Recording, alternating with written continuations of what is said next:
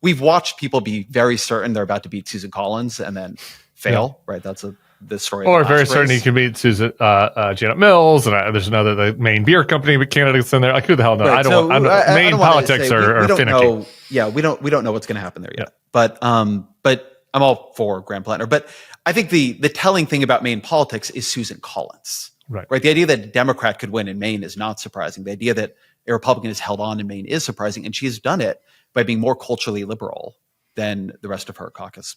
So I've been thinking about the Affordable Care Act. As you mentioned, I used to cover healthcare a lot. When the Affordable Care Act passed, there were about 40 pro-life Democrats in the House, 40. Democrats held Senate seats in Arkansas, in Louisiana, in North Dakota, in South Dakota, in Ohio, in Montana, West Virginia, in Montana, in Indiana. I think to a lot of people, I've been thinking about this in the email I've been getting recently. I think for a lot of Democrats, to twist the old line about capitalism, which you may have heard, right? It's easier to imagine the end of the world than the end of capitalism. Yeah. It has become easier to imagine the end of America than Democrats winning a Senate seat in Arkansas. It's become like a completely inconceivable thing. But not that long ago, we had Senate seats in Arkansas. Not that long ago, we had a Democratic president from Arkansas.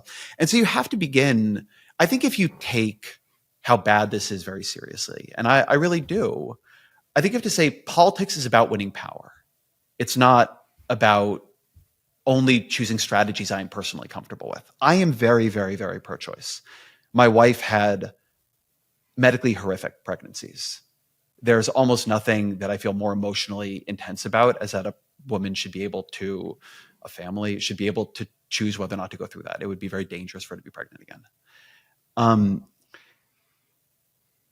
Have we protected reproductive rights using the political strategies we have employed over the past 15 years? We have not. We have failed.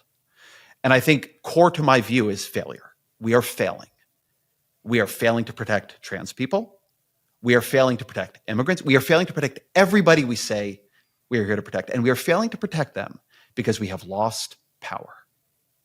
And I think losing power in that way and failing in the way we have and watching the consequences be as bad as they have been should force us in a disciplined fashion to ask, what do we need to do to win it back? And that means expanding the map